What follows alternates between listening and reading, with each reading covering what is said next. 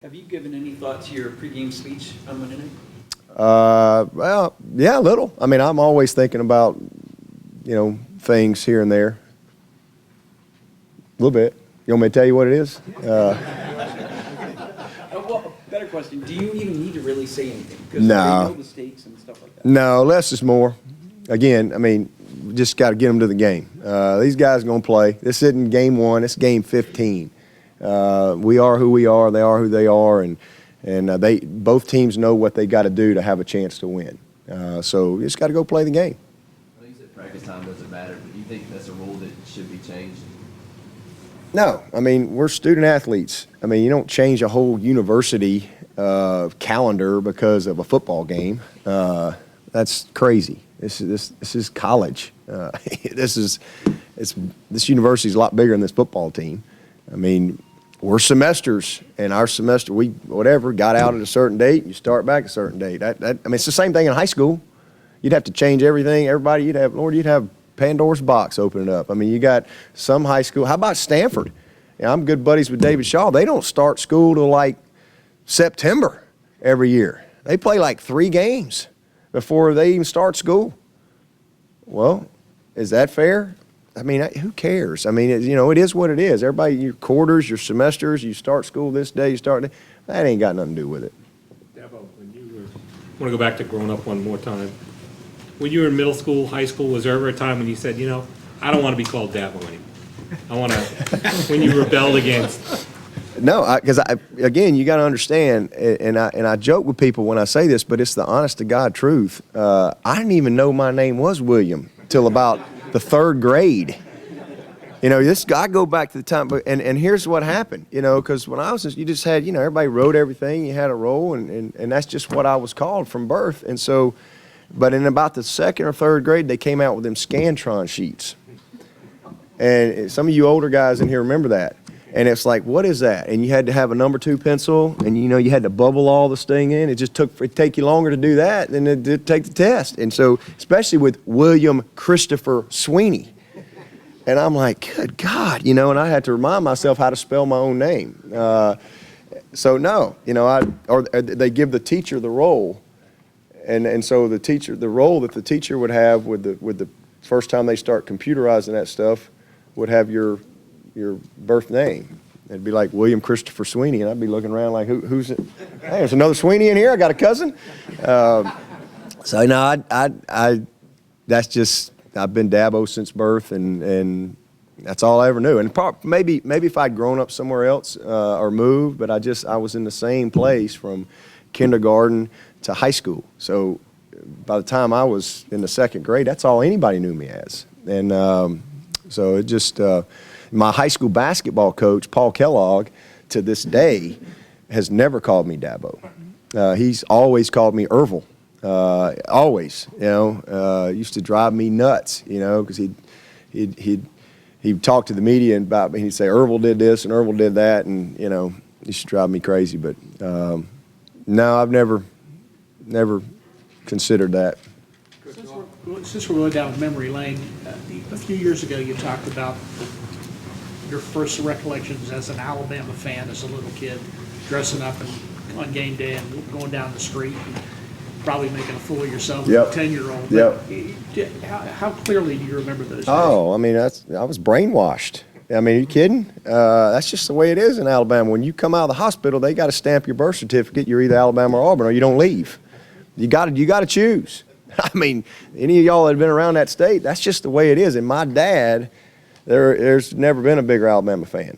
And so that's just how I was raised. I mean, and you just fight and argue, and you drew the lines. And we used to have, and at school you had Alabama Auburn Day, always the Friday before the Alabama Auburn game. And when I was growing up, it was always in Birmingham, and I played in a couple of them in Birmingham before they started changing it. But it was unreal to be a part of that. But that's just all I knew.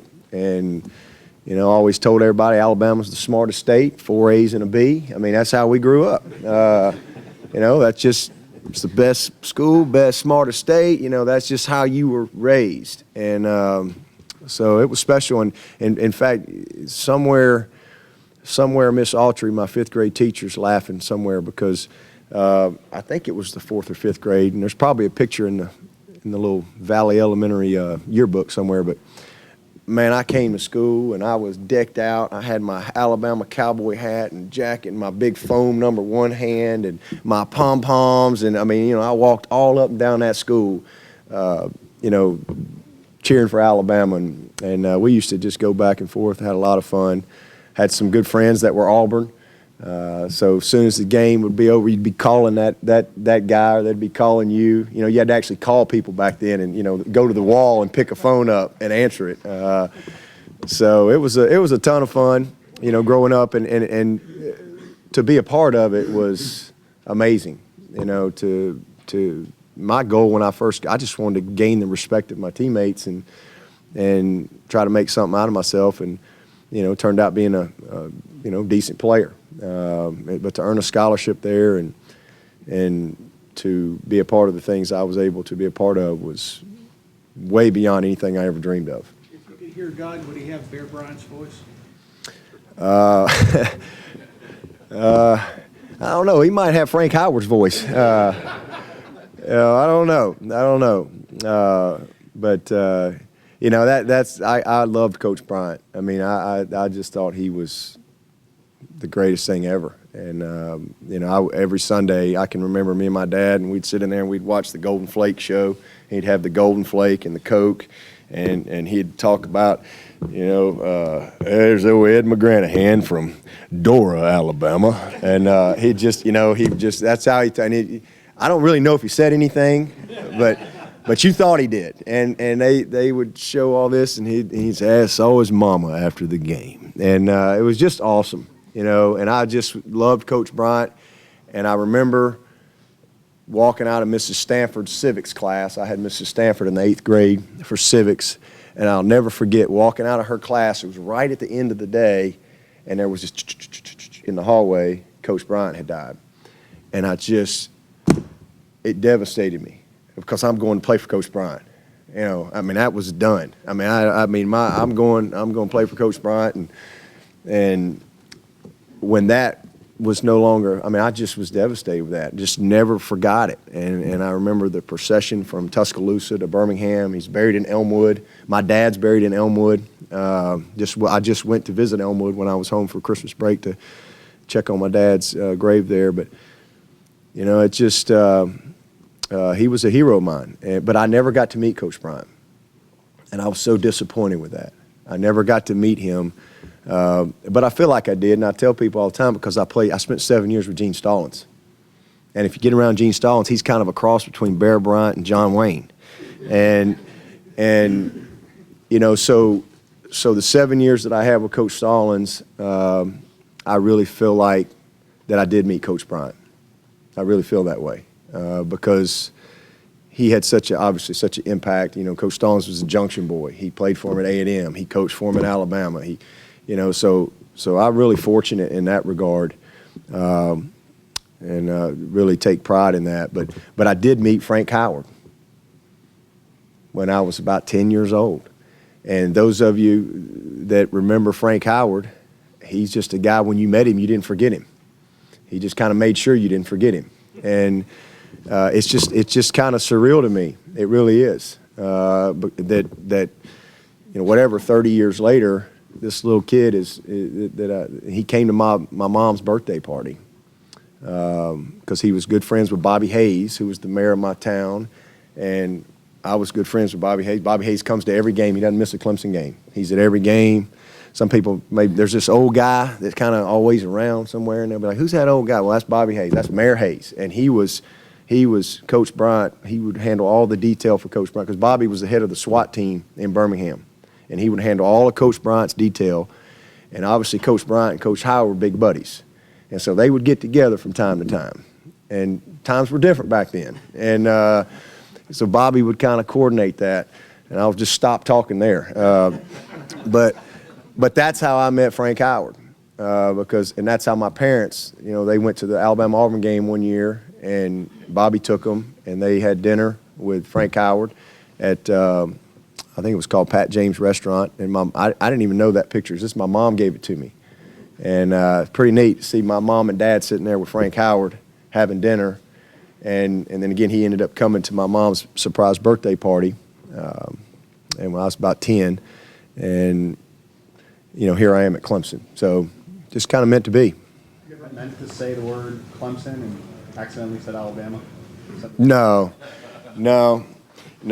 We kid with all. I got a lot of Alabama buddies, obviously, and you know, I tell them we're the Clemson Tide. That's what I tell them. So sometimes I'll sign that when some of the people they'll back home they want me to send a picture or something, and I'll sign Roll Tigers, or I'll say, you know, from the Clemson Tide, or, you know, I'll have fun with them. It's been really neat, you know, because I tell you, there's been a lot of people that have been introduced to Clemson, you know, just through our experience here. A lot of my former teammates, I got so many former teammates that have come to games and have been around here. I mean, it's just crazy. Obviously, Lemansky he was an All-American, All-Decade player on that national championship team in '92, and he's here working with me now.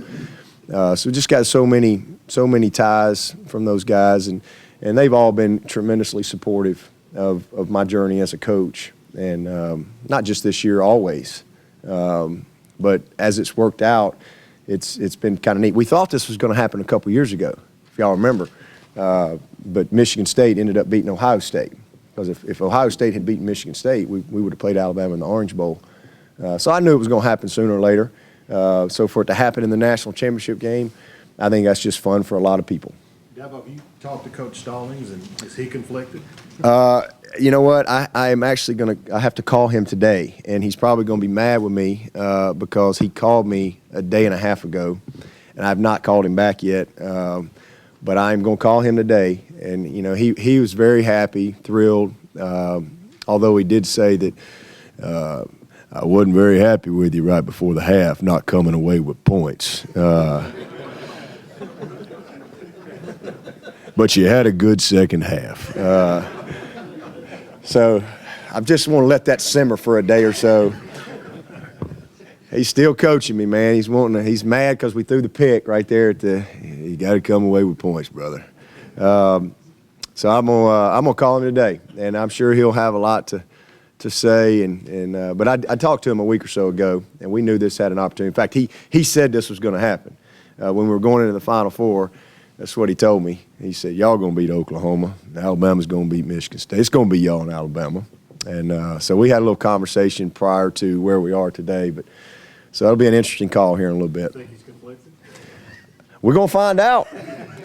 We're going to find out. Well, you know, his grandson is somebody I can't talk about, but very close to his family. On a slightly more serious note, what are your expectations for Deion Kane? Have you had a chance to talk to him? When will he be back? Yeah, he's supposed to be back tomorrow when classes start, but he won't be with us. And as I said down there, I mean, you know, he's got to grow up. He's got to make a decision if he wants to be a great player at Clemson. But if you're going to be a great player at Clemson, then you got to follow the rules. It's just that simple. Otherwise, you got to go somewhere else. And so he'll figure that out. I hope that he'll be back tomorrow, and you know, we'll make the decision that this thing ain't about him. I mean, it's really not. I mean, you know, and I don't mean this in a negative way, but our walk-ons scored more points than Oklahoma's team in the ballgame. I think that's a great message to a guy like Deion Kane. You know, Greg Hugo and Renfro scored more points in the game, 19. They scored 19 points than the whole team at Oklahoma.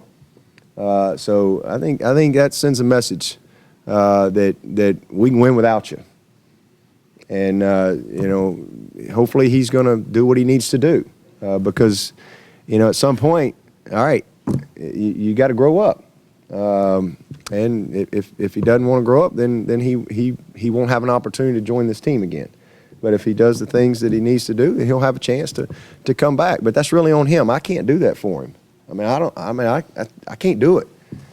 My job is to just help him grow into a great person and great man. That's what I'm trying to do. That's my number one job, is to develop these guys into men. And it doesn't matter to me, you know, what type of talent they have. I'm here to serve their heart, not their talent.